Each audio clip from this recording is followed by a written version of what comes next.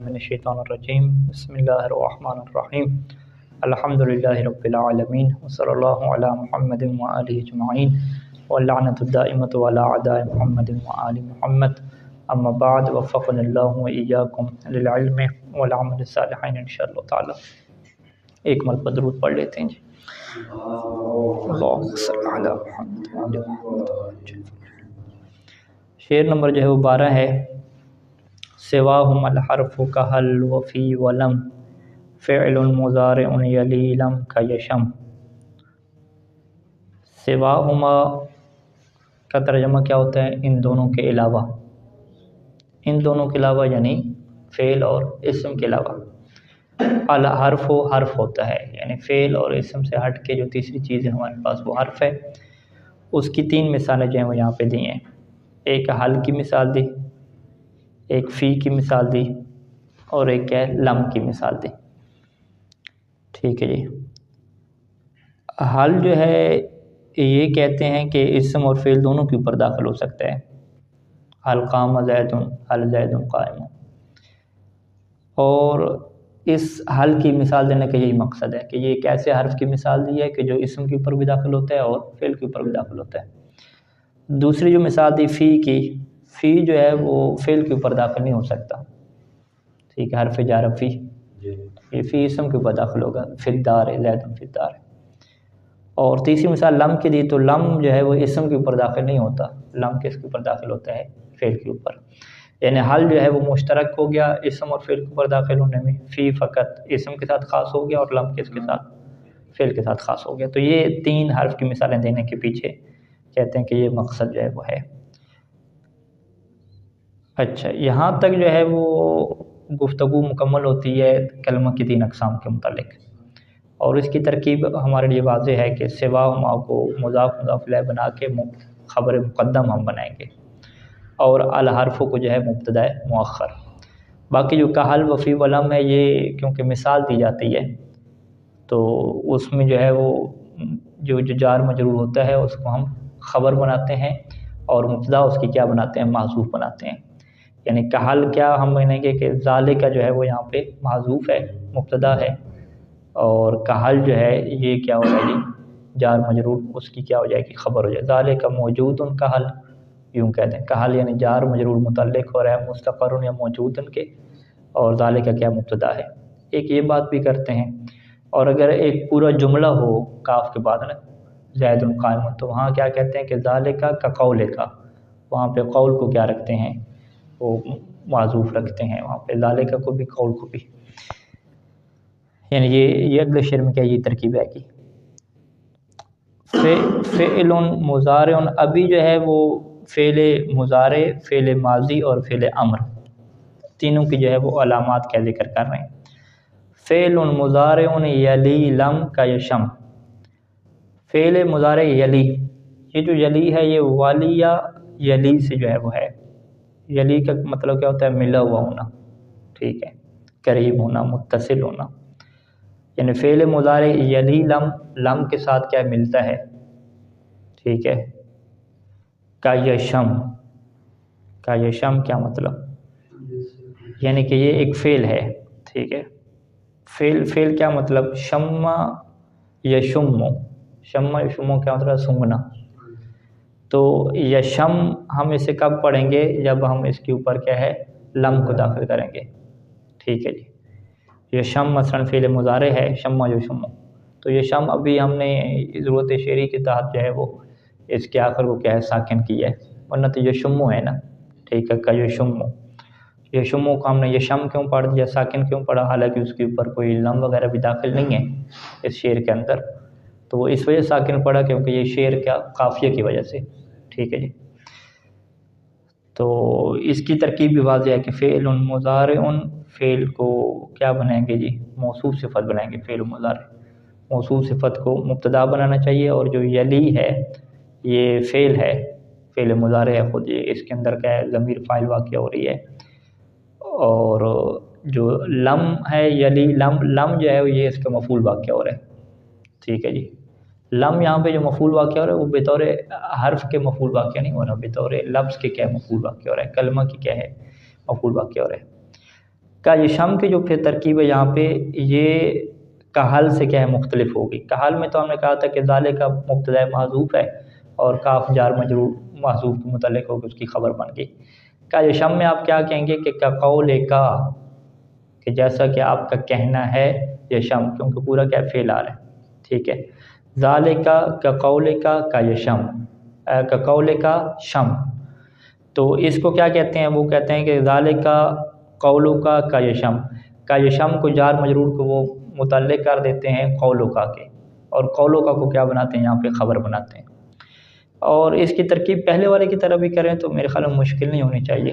ٹھیک ہے. کہ ذالک موجود کا یشم، یوں بھی کیا اس کی کر سکتے ہیں. وہ ماضی الافعال بتا مز، مز اچھا پورا شعر پڑھ لیتے ہیں. وہ ماضی الافعال بتا مز وسم بنون فعل الامر ان امر فہم. ماضی الافعال فعل کا جو ماضی ہے بتا، تا کے ذریعے سے مز آپ اسے تمییز دیں. مز کیا چیز ہے جی؟ ماضا یا میزو سے فعل امر ہے مز. مز کا مطلب کیا ہوتا ہے؟ الگ کرنا، ممتاز کرنا، جدا کرنا. ماضی الافعال یہ مفعول مقدم بن جائے گا. ٹھیک ہے. کس کے لیے؟ مز کے لیے. اور بتا جو جار مجرور ہے یہ اسی مز کے کیا ہو جائے گا؟ متعلق ہو جائے گا. یعنی سیدھی آپ عبارت کریں تو مز بتا ماضی الافعال، کہ آپ تا کے ذریعے سے فعل ماضی کو تمییز دیں. تا کے ذریعے سے فعل ماضی کو تمییز دیں، کیا مطلب ہے اس کا؟ ہاں مثلا جو ہے نا ضربتا، ضربتما یا ضربت، یہ جو تا ہے یہ اس میں داخل نہیں ہوتی فعل مضارع میں، اور فعل امر میں کیا یہ داخل نہیں ہوتی. فعل امر بنتے ہی مضارع سے، جب مضارع میں نہیں ہے تو فعل امر میں بھی نہیں ہے. تو یہ جو تا ہے نا، یہ جو ضمیر فاعلی ہے، یہ کس کی علامت ہے؟ فعل ماضی کی کیا علامت ہے؟ جو باقی افعال میں داخل نہیں ہوتی. اچھا، تو مضارع کی خصوصی علامت کیا ہو گئی؟ کہ اس کے اوپر لم داخل ہوتا ہے، باقی فعل ماضی اور امر کے اوپر لم داخل نہیں ہوتا. ماضی کی خصوصی علامت کیا ہوگی؟ کہ اس کے ساتھ تا جو ہے وہ ضمیر کی لگتی ہے، جیسے ضربتا، اور یہ تا جو ہے وہ مضارع اور امر کے ساتھ نہیں لگتی.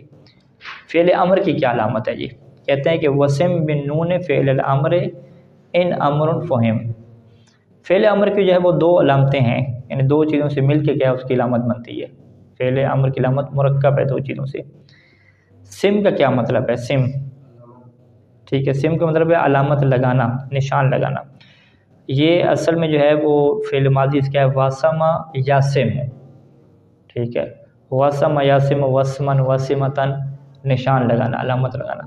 تو واسم یاسموں سے جب ہم نے فعل امر بنایا تھا، سم سے سم کیا بن گیا؟ سم یعنی آپ نشان لگائیں، علامت لگائیں بن نون، نون کے ساتھ. کس کو علامت لگائیں؟ فعل امر کو کیا علامت لگائیں؟ تو فعل الامر جو پڑھا ہم نے تو وہ سم کا کیا واقعہ ہو رہا ہے؟ مفعول واقعہ ہو رہا ہے. بن نون جار مجرور اسی سم کے متعلق ہو رہے ہیں. ان امر فہم، یہ کیا ہے؟ دوسری کیا ہے؟ علامت کا حصہ ہے. دوسرا علامت کا حصہ کیا ہے؟ کہ ان امر فہم، کہ اگر اس فعل سے امر کیا سمجھا جائے. ان امر فہم، یعنی ان فہم امر، اگر امر کیا سمجھا جائے. امر کیسے کہتے ہیں؟ وہی طلب کو، طلب حکم کرنا. اردو میں ہم اس کا مطلب کیا؟ حکم کرنا کرتے ہیں. یعنی کسی بھی فعل کی یہ پہچان کہ وہ فعل امر ہے، اس کی دو پہچان ہیں. پہلی چیز ہم کیا کہیں گے کہ اس کے اوپر نون لگ سکتی ہے. کون سی نون؟ یہ اس کی وضاحت کریں گے کہ نون ثقیلہ، نون تاکید جو ہے یہ مراد ہے. نون تاکید لگ سکتی ہے. نون تاکید تو ہم کہتے ہیں کہ وہ تو فعل مضارع پہ بھی لگتی ہے، مثلا لم تضربن، ٹھیک ہے، لا یضربن، وہاں پہ بھی لگتی ہے. کہتے ہیں ہاں. ساتھ دوسری علامت بھی ہے. وہ دوسری علامت کیا ہے؟ کہ فقط اس فعل سے کیا ہے؟ امر کیا سمجھا جا رہا ہے، طلب کیا سمجھی جائے. نہیں کی بات نہیں ہے. طلب اگر سمجھی جا رہی ہے اس سے، تو پھر اگر اس کے اوپر نون تاکید لگ رہی ہے تو اس سے مراد کیا ہوگی؟ فعل امر ہوگی. اچھا، یہ شعر کے اندر ناظم کی باتیں ہوں گی. اب ابن ناظم اس کو کیسے کھولتے ہیں؟ چار جو بیت ہو گئے ہمارے پاس. سب سے پہلے جو ہے وہ کہتے ہیں 12 نمبر جو شعر کا حرف کی بات تھی وہاں پہ کہتے ہیں کہ یعنی ان حل وفی ولم حروف. یعنی کیا مطلب؟ یعنی ناظم کی مراد یہ ہے کہ حل، فی اور لم یہ حروف ہیں، اور حروف ہونے کی وجہ کیا ہے کہ لامتناع کونھا اسمان و افعالا، کیونکہ یہ ممنوع ہو گیا ہے کہ یہ اسماء بن سکیں یا افعال بن سکیں۔ اسماء اور افعال بننا کیوں ممنوع ہے؟ لعدم صلاحیتها لعلاماتها، کیونکہ یہ تینوں حرف ہیں یہ صلاحیت نہیں رکھتے، کس کی صلاحیت نہیں رکھتے؟ لعلاماتها، اسماء اور افعال کی علامت کی، کہ اسماء اور افعال کی علامت اس کے اندر کیا موجود نہیں ہے۔ اور دوسری جو ابن ناظم نے بات کی تھی کہ اسماء اور افعال کی علامت نہ ہو تو حرف بننے کے لیے شرط کیا ہے کہ وہ عدم ما یمنع الحرفیت، کہ کوئی چیز حرفیت سے مانے نہیں ہونی چاہیے۔ تو یہاں پہ وہی کہہ رہے ہیں کہ وہ عدم ما، ہاں وہ جو ادھر بات کی تھی کہ حرفیت کے اوپر کوئی دلیل قائم نہ ہو، تو یہاں پہ کہتے ہیں کہ اس کی حرفیت کے اوپر کوئی دلیل قائم نہیں ہے۔ اگر دلیل قائم ہوتی تو وہ کیا بنتی جی؟ معنی بن جاتی نا اس کے حرف بننے سے، پھر اس کو اسم بنانا پڑتا۔ تو یہاں پہ اب کیا کہہ رہے ہیں کہ وعد میں ما یمنع الحرفیت، یہاں پہ وہ چیز ایسی نہیں ہے کہ جو اس کی حرفیت سے معنی بن جائے۔ اچھا یہ تو اس کی شرح ہوگی پہلے بیت کی، 12 نمبر شعر کے پہلے بیت کی۔ 12 نمبر شعر کا جو دوسرا بیت ہے فعل مضارع یلی لم کا یشم، اس کی کیا کرتے ہیں کہ مع البیت الذی یلی ہے، یہ جو شعر ہے فعل مضارع سے لے کر وہ والا شعر جو اس کے بعد آ رہا ہے یہ کیا ہے؟ بیان، یعنی فعل مضارع یلی لم کا یشم مع البیت الذی، اس شعر کے ساتھ کہ الذی یلی ہے جو اس کے ساتھ متصل ہے یا اس کے بعد آ رہا ہے، یہ کیا ہے؟ بیان، یہ بیان ہے، کس بات کا بیان ہے کہ علی ان الفعل علی ثلاثۃ اقسام، کہ فعل کی کتنی قسمیں ہیں؟ 3 قسمیں ہیں، مضارع، ماضی اور امر۔ فعلامۃ المضارع، مضارع کی علامت کیا بنائی کہ یحسن فیہ لم، کہ اس کے اندر لم کا لگانا درست ہو، کا قول کا فی یشم، جیسے کہ آپ یشم میں کیا کہتے ہیں؟ لم یشم کہتے ہیں، ٹھیک ہے، فی یشم ہم یوں کہیں گے، شم یشم ہے نا، تو اس سے بارہ انہوں نے شعر کے تاج یشم پڑھا ہے، لم اور یشم کو برابر کرنے سے شم یشم شاید نہیں ہے لغت میں، شاید ہو، بہرحال مشکل ہے۔ شم یشم کیا مجھے ملا ہے کا قول کا فی یشم، یشم میں کیا کہیں گے؟ لم یشم کہیں گے، اور یخرج اور ینطلق میں کیا کہیں گے؟ لم یخرج اور لم ینطلق۔ اچھا یہ علامت کس نے بیان کی تھی؟ ناظم نے بیان کی تھی۔ مزید اضافہ کیا کر رہے ہیں؟ ابن ناظم اضافہ کر رہے ہیں، وضاحت دے رہے ہیں کہ وَهُوَ يَصْلَحُ لِلْحَالِ وَالْاِسْتِقْبَالِ، کہ فعل مضارع حال اور استقبال دونوں زمانوں کے لیے صلاحیت رکھتا ہے۔ تقول، آپ یوں بھی کہہ سکتے ہیں یفعل الآن، ٹھیک ہے، وَهُوَ يَفْعَلُ، یفعل الآن وَهُوَ يَفْعَلُ، یعنی حال کے معنی میں، اور وَيَفْعَلُ غَدًا یہ کیا ہے؟ استقبال کے معنی میں ہے کہ وہ کل ایسا کرے گا۔ وَيُسَمَّى مُضَارِعًا، یہاں پہ مضارع کو مضارع کہنے کی وجہ تسمیہ ہے وہ کیا بیان کر رہے ہیں؟ ماضی کو ماضی کہنے کی وجہ تو واضح ہے کہ اس کے اندر زمانہ کیا ہوتا ہے؟ ماضی کا ہوتا ہے، جبکہ فعل مضارع کے اندر حال اور استقبال کا زمانہ ہے۔ جب حال اور استقبال کا زمانہ ہے تو اس کا نام بھی اسی اعتبار سے ہونا چاہیے تھا، تو اس کا نام پھر مضارع کیوں رکھ دیا؟ ٹھیک ہے، ماضی کے زمانہ زمانے کے اعتبار سے رکھا، یعنی ماضی کا جو نام ہے وہ زمانے کے اعتبار سے رکھا، تو مضارع کا نام کس اعتبار سے رکھا؟ کہتے ہیں مضارع کا نام اس وجہ سے ہم نے مضارع رکھا کیونکہ جو خود لفظ مضارع ہے اس کا مطلب کیا ہوتا ہے؟ مشابہ ہونا۔ یہ لغت میں جو ہے وہ لفظ زارع، زاد، را اور عین، ایک لفظ ہوتا ہے زرعن، زرعن کا مطلب بھی کیا ہوتا ہے؟ مثل اور مانند، اس کی طرح۔ تو مضارع کا مطلب کیا ہوتا ہے؟ مشابہ ہونا۔ اچھا یہ مشابہ ہونا تو یہ کس کے مشابہ ہے؟ کہتے ہیں کہ جو فعل مضارع ہے یہ اسم کے کیا ہوتا ہے؟ مشابہ ہوتا ہے۔ اسم کے کس بات میں مشابہ ہوتا ہے؟ تو یہ شبہات جو ہے وہ یہاں پہ بیان کرتے ہیں 2 طرح سے، ایک جو ہے وہ ظاہری شبہات بیان کرتے ہیں، ایک جو ہے وہ معنوی شبہات بھی کیا ہے بیان کرتے ہیں۔ ظاہری شبہات میں وہ کہتے ہیں جی اسم فاعل اور اسم مفعول کو لے لیں تو آپ کو بالکل جو ہے وہ ظاہری شبہات کیا ملے گی، ٹھیک ہے۔ اس میں ظاہری شبہات کیا ہے؟ وہ حرکات و سکنات کی ہے۔ ضاربن کی اگر آپ زیر زبریں نوٹ کر لیں اور یضربو کی نوٹ کر لیں تو بالکل کیا ایک جیسی آپ کو ملیں گی۔ ضاربن میں بھی پہلا متحرک ہے، یضربو میں پہلا متحرک ہے، اس میں دوسرا ساکن اور یضربو میں دوسرا ساکن، اس طریقے سے کیا سارا۔ تو حرکات و سکنات میں یہ مشابہ ہو گیا۔ دوسرا ضارب خود یضربو کی جگہ پہ کیا استعمال ہو سکتا ہے معنی کے اعتبار سے، زید یضرب کہیں یا زید ضارب کہیں، یہ استعمال بھی ہو سکتے ہیں۔ اور یہاں پہ ایک اور چیز کا اضافہ کیا ابن ناظم نے کہ فعل جو اسم ہوتا ہے، اسم بھی معرفہ اور نکرہ ہوتا ہے۔ معرفہ اور نکرہ کیا مطلب کہ اس کے اندر ابہام اور تخصیص ہوتی ہے۔ معرفہ یعنی خاص ہو گیا، اور نکرہ کیا مطلب مبہم ہو گیا، جیسے زید اور بکر وغیرہ یہ اسماء آپ لے لیں۔ تو رجل کیا ہے ہمارے پاس مبہم ہے، نکرہ ہے، اور الرجل آپ کہیں تو وہ کیا ہو گیا جی، خاص ہو گیا۔ تو فعل مضارع میں بھی ایسے ہی ہے۔ فعل مضارع میں ایسے کیسے ہے؟ یہ حال اور استقبال کے اعتبار سے کیا ہے، اس کے اندر یہ اشتباہ ہو سکتا ہے کہ کبھی آپ فعل مضارع استعمال کرتے ہیں تو وہ کیا ہوتا ہے جی، مبہم ہوتا ہے۔ یعنی آپ یہ کہیں کہ اس سے چاہے آپ حال کا معنی مراد لے لیں یا استقبال کا لے لیں، دونوں کیا چلے گا، ٹھیک ہے۔ کہنے والے کی جو مراد ہے وہ دونوں ہو سکتی ہیں، جیسے اس نے رجل کا کہا کہ بھی جا رجل آیا، تو اس کی مراد جیسے ہر قسم کا مرد ہو سکتا ہے، اسی طریقے سے اگر اس نے کہا ہے کہ یضرب کہ زید جو ہے وہ مار رہا ہے، تو اس کی مراد بھی کیا ہے، دونوں ہیں، کہ ابھی مار رہا ہے یا استقبال میں مار رہا ہے۔ وہ اس چیز کو مبہم کیا رکھنا چاہتا ہے، ٹھیک ہے، کہ زید مارے گا یا مار رہا ہے، وہ اس کے اعتبار سے ابہام چاہتا ہے۔ تو لہٰذا فعل کے اندر بھی ابہام آ گیا، فعل مضارع کے اندر۔ اور تخصیص بھی آ سکتی ہے، اگر وہ الآن لگاتا ہے یا اس کی مراد یہ ہے کہ ابھی مار رہا ہے، تو تخصیص آ جائے گی، کوئی نہ کوئی اس کی پھر علامت لگانی پڑے گی، زید لا یضرب لام لگانی پڑے گی، یا الآن کا لفظ لگانا پڑے گا، کوئی نہ کوئی لگانا پڑے گا جو اسے حال کے ساتھ خاص کرے، یا سین اور سوف لگا کے اسے خاص کریں گے۔ تو اس کا مطلب کیا ہوا کہ فعل مضارع کے اندر بھی وہی والا چکر ہے جو اسم کے اندر کیا چکر پایا جاتا ہے کہ یہ مختص ہے یا کیا ہے، یہ مبہم ہے۔ اچھا جی، وَيُسَمَّى مضارعًا، اس کو مضارع کیوں کہتے ہیں؟ مضارع یعنی اسم فاعل کا صیغہ ہوگا، زارع یضارع، کیا مطلب مشابہ ہونا، لمشابہتہ الاسم، کیونکہ یہ اسم کے مشابہ ہے۔ شباہت کس چیز میں ہے؟ پہلی شباہت فی احتمال الابہام والتخصیص، کہ اس کے اندر بھی ابہام اور تخصیص کا احتمال پایا جاتا ہے۔ مضارع کے اندر ابہام اور تخصیص کا اعتبار کس اعتبار سے پایا جاتا ہے؟ زمانے کے اعتبار سے۔ اور اسم میں کس اعتبار سے پایا جاتا ہے؟ زمانے کے اعتبار سے نہیں بلکہ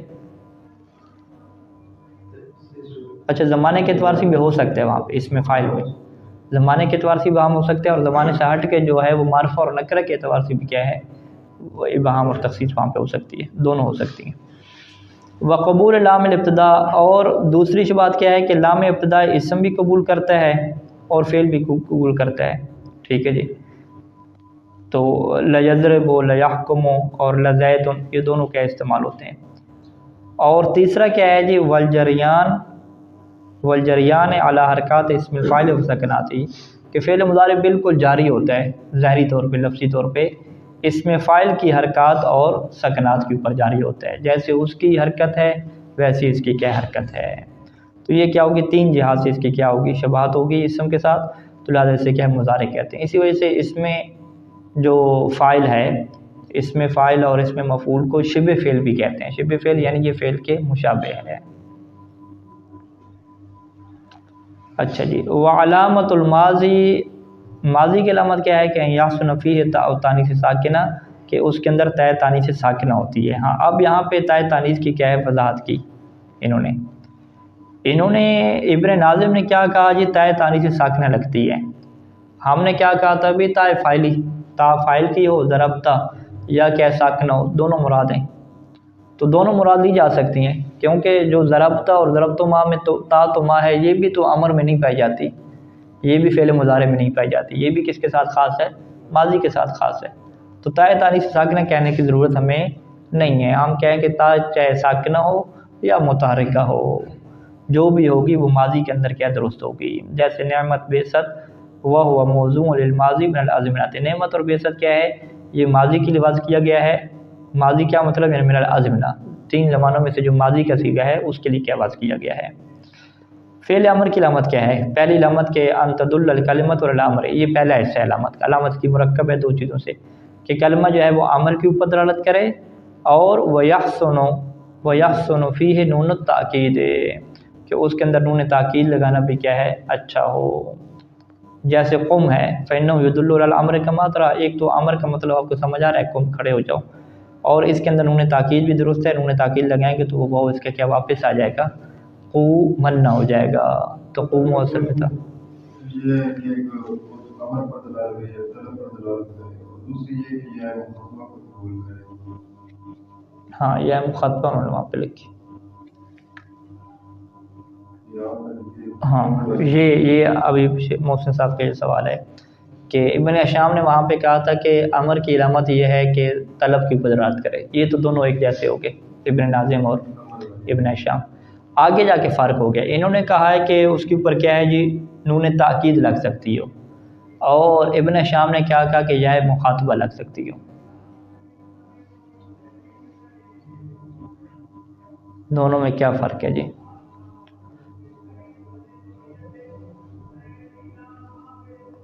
یہ جو تضربین میں یا ہے یہ یا مخاطبہ ہے نا، فعل مضارع تضرب تضربان تضربون تضربین یا مخاطب ہے۔ تو یہاں پہ ہم سوال یوں رکھتے ہیں کہ اگر لم تضرب ہے یا لم یضرب یا لن یضرب تو اس کے اوپر بھی نون تاکید لگ سکتی ہے نا، لم کے اوپر تو نہیں لگ سکتی کہ ماضی میں چلا جاتا ہے نا۔ تو لن یضرب ہو مثلا لن تضرب ہو تو اس کے اوپر کیا ہے وہ لگ سکتی ہے میرے خیال میں۔ یعنی یہ سوال ہم یوں رکھتے ہیں کہ فعل مضارع کے اوپر کون سی صورتوں میں نون تاکید لگ سکتی ہے؟ جن صورتوں میں نون تاکید لگ سکتی ہے تو کیا وہاں پہ فعل امر کی بدلالت ہوتی ہے، فعل امر کی بدلالت نہیں ہوتی؟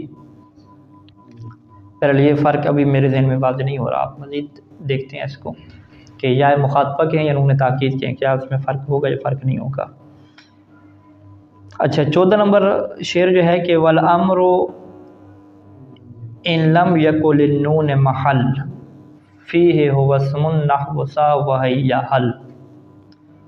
والامر ان لم یکن تھا تو یکو ہو گیا، ان لم یکن للنون محل کہ امر میں اگر نون کا محل نہ ہو، یعنی نون تاکید اس کے اندر نہ لگ سکتی ہو۔ فیہ کیا مطلب؟ ان لم یکن للنون محل فیہ یعنی فی الامر، ٹھیک ہے، یہ جملہ واضح ہو جائے گا کہ امر کو ہم مبتدا بنائیں گے، ان کے بعد کیا پورا جملہ شرطیہ ہو جائے گا، ان شرطیہ لم جو ہے یہ اسے کیا کہتے ہیں، لم جاہدہ کہتے ہیں، یکن جو ہے یہ مجزوم ہے اس کی وجہ سے اور یہ فعل ناقص ہے، اور اس کا جو اسم ہے وہ محلن ہے، ٹھیک ہے جی۔ اور لن نون جو ہے یہ کیا ہو رہی ہے جی، اس کے لیے خبر مقدمہ کیا ہو رہی ہے، ان لم یکن محلن للنون فیہ، ان لم یکن محل للنون فیہ۔ اچھا للنون کیا اس کی خبر ہے یا فیہ اس کی خبر ہے؟ کیا خبر بنائیں گے یکن لم یکن کی؟ ان لم یکن محل للنون فیہ، یعنی وہ جار مجرور کو اگر فعل محذوف کے متعلق کریں گے نا جب، وہ کیا بنے گا، خبر بنے گا۔ ان لم یکن محل موجود فیہ للنون، ٹھیک ہے، للنون کو آپ موجود کے متعلق نہیں کر سکتے، یعنی ان لم یکن موجود للنون یوں تو نہیں کہہ سکتے، تو للنون کو متعلق اسی یکن کی کیا کریں گے، یعنی ان لم یکن للنون، للنون یکن کے متعلق ہو جائے گا، اور محلن کیا ہے اس کا اسم آ جائے گا، اور فیہ کیا آ جائے گی، جار مجرور محذوف کے متعلق ہو کر اس کی کیا بن جائے گی، خبر بن جائے گی۔ یہ ترکیب کیا ہے کس طرح سے ہو جائے گی۔ اچھا یہ پورا کیا بن جائے گا، جملہ شرطیہ بن جائے گا۔ آگے کیا ہونا چاہیے تھا، فہو اسم ہونا چاہیے تھا نا، پس وہ اسم ہو جائے گا، تو یہ فاؤ کو یہاں پہ حذف کر دیا گیا فائدہ تفریق کو، اور ہوا اسمن یہ ہوا مبتدا اور اسمن کیا ہو گیا جی، خبر ہوگی اس کی، یہ مبتدا خبر کیا ہو جائے گا، جوابی شرط، اور یہ جملہ شرطیہ الامر کے لیے کیا ہو جائے گا جی، خبر ہو جائے گا، الامر کو مبتدا بنایا تھا تو یہ کیا ہو جائے گا، خبر اس کی ہو جائے گا۔ نحو سا، نحو سا بھی یا نحو سا کیا پڑھیں گے، اگر اسے نحو کو آپ انہوں نے نحو لکھا نا، نحو لکھا یہاں پہ، تو وذالک نحو، ذالک کو ہم محذوف بنائیں گے اور نحو کو اس کی کیا بنائیں گے، خبر بنائیں گے، ٹھیک ہے، یعنی یہاں پہ ایسا کرنا پڑے گا، ورنہ نحو ہوتے پڑھتے ہیں عام طور پر۔ ذالک نحو، نحو سا، نحو کو مضاف کر رہے ہیں سا کی طرف، ٹھیک ہے جی، اور حیا حل یہ سا کے اوپر کیا ہو رہا ہے، عطف ہو رہا ہے۔ سہ اور حیا حل کیا ہیں جی، یہ اسم فعل ہے، ٹھیک ہے، اسم افعال میں سے، یعنی یہ کیا کہہ رہے ہیں کہ امر جو ہے وہ نون کو قبول نہ کرتا ہو، امر نون کو قبول نہ کر تو کیا مطلب، یعنی ہمارے پاس ایک ایسا کلمہ ہے جس کے اندر معنی کون سا ہے، امر والا ہے، تو فعل امر کی علامت کے پہلے ایسا کیا تھا کہ اس کے اندر طلب کا معنی ہو، لیکن دوسری چیز اس کے اندر نہیں ہو رہی کہ وہ نون تاکید کو قبول نہیں کر رہا۔ نون تاکید قبول کیوں نہیں کر رہا، ہم تو لگا دیں گے قبول کرے نہ کرے، بے جان سی چیز ہے، اس کی کیا حیثیت ہے۔ تو قبول نہ کرنے کا مطلب کیا ہے کہ یعنی عربوں کے ہاں اس طرح استعمال نہیں ہوتا، تو پھر ہم اسے کیا کہہ دیں گے، فعل امر نہیں کہیں گے بلکہ اسے کیا کہیں گے، اسم کہیں گے، اور اس کا نام کیا ہوگا، اس میں فعل امر ہوگا۔ اچھا، سا اور حیا دو انہوں نے یہاں پہ مثالیں دی ہیں۔ سا جو ہے یہ واضح ہے، اسکت کے معنی میں ہے، خاموش ہو جو۔ سا اور سہین میں جو ہے وہ فرق کیا جاتا ہے کہ سہین کے اوپر تنوین تب لگتی ہے کہ جب ایک بندہ ہر چیز سے خاموش کروانا چاہتا ہو، سہین، اور سا جو ہے وہ تب کہتے ہیں کہ اگر جو ہے وہ کسی بندے کو جو ہے وہ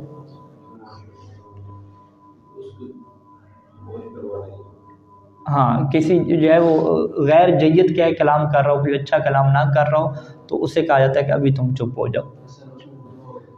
یعنی ہر قسم کے کلام سے منع کرنا اس کی مراد نہیں ہے، بلکہ ابھی جو وہ غیر مناسب بات کر رہا تھا اسے کہا کہ ابھی کیا چپ ہو جاؤ، اس کو کے معنی میں۔ اچھا، حیا حل جو ہے وہ آنے کے معنی میں ہے، اقبل، تم آ جاؤ، اقبل یقبل، اقبل آ جانا۔ تو حیا حال میں کہتے ہیں کہ یہ حیا فقط کیا لفظ استعمال ہوتا ہے، حیا علی الصلاۃ میں جو حیا ہے یہ اس میں فعل امر ہے، ٹھیک ہے، یہ اقبل کے معنی میں ہے، لیکن اس کو حل کے ساتھ بھی کیا عرب استعمال کرتے ہیں تو وہ کیا بنا دیتے ہیں، حیا حل بنا دیتے ہیں۔ حیا حل بھی استعمال ہوتا ہے، حیا حلن بھی استعمال ہوتا ہے، حیا حلا بھی کیا ہے استعمال ہوتا ہے۔ تو بہرحال حلہ جو اس کے ساتھ لگایا گیا یہ الگ سے استعمال ہوتا ہے، اصل جو اس میں فعل ہے وہ کیا حیا ہے۔ اچھا، اذا دلت الکلمۃ علی معنی فعل الامر، کے کوئی کلمہ جو ہے وہ امر کے معنی کے اوپر دلالت کرے، ولم تصلح لنون تاکید، اور نون تاکید کی صلاحیت نہ رکھتا ہو تو وہ کیا بن جائے گا، اس میں فعل سا بمعنی اسکت اور حیا بمعنی اقبل یا اسرع یا کیا ہے عجل، جلدی کرو، ایک ہی معنی میں۔ فہذان اسمان، یہ دونوں اسم ہیں، لانہما یدلان علی الامر، امر کے اوپر یہ دونوں دلالت کرتے ہیں، ولا یدخلہما نون التاکید، ان کے اوپر کیا نون تاکید داخل نہیں ہوتی، اور آپ یوں نہیں کہہ سکتے کہ سہنا اور حیا حلنا۔ وقضا، اب اس میں فعل امر کا ذکر کیا تو ساتھ بیان کر دیا اس میں فعل ماضی اور اس میں فعل مضارع کو بھی۔ وقضا اذا رادفت الکلمۃ الفعل الماضی، جب کلمہ مرادف ہو فعل ماضی کی، فعل ماضی کے مرادف ہونے کا کیا مطلب ہے، یعنی اس کے اندر معنی فعل والا پایا جاتا ہو، اور فعل والا کون سا، یعنی فعل ماضی والا معنی اس کے اندر پایا جاتا ہو، لیکن ولم تصلح لتاء تانی ساکنہ، لیکن اس کے اندر تاء تانی سے ساکنہ نہ لگ سکتی جو علامت بیان کی، تو وہ بھی کیا ہو جائے گا، قضا، یعنی وہ بھی اس میں فعل ماضی ہو جائے گا۔ اس کی مثال حیات ہے، حیات من ذلہ، یعنی بعودہ کے معنی میں آتا ہے، تو حیات کا معنی وہی ہے، دور ہو گئی، فعل ماضی والا معنی ہے، لیکن جو ہے وہ اس کے اوپر علامت ماضی والی نہیں لگتی۔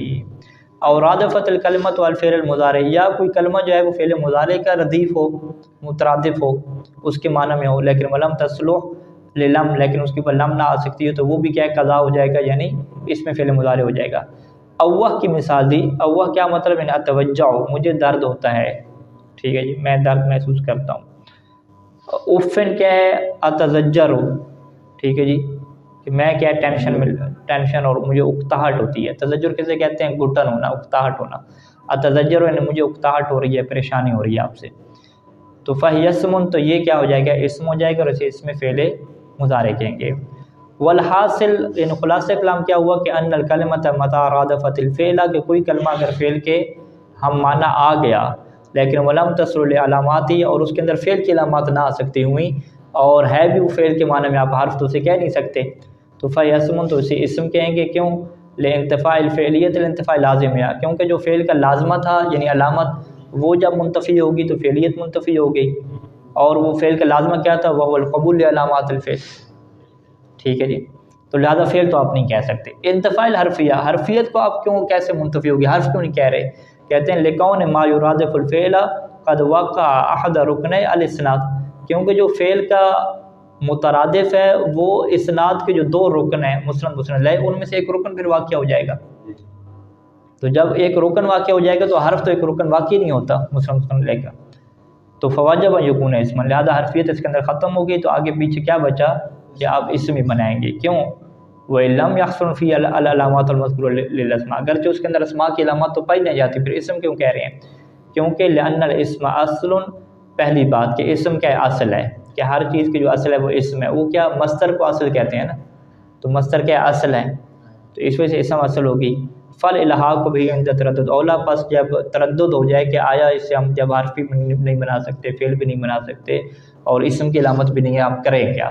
نہ حرف کی علامت، نہ فعل کی علامت، نہ اسم کی علامت، تو آپ کہیں کہ کل شیء یرجع الی اصلہ، کہ ہر چیز کو اپنے اصل کی طرف پلٹاؤ، تو اس کو بھی کیا آپ اصل مقام دو، اور اصل وہ مقام کون سا ہے؟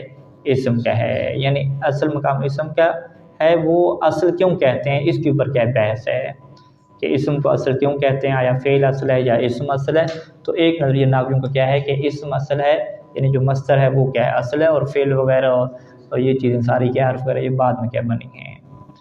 صلی اللہ علیہ محمد و آلہ اجمعین۔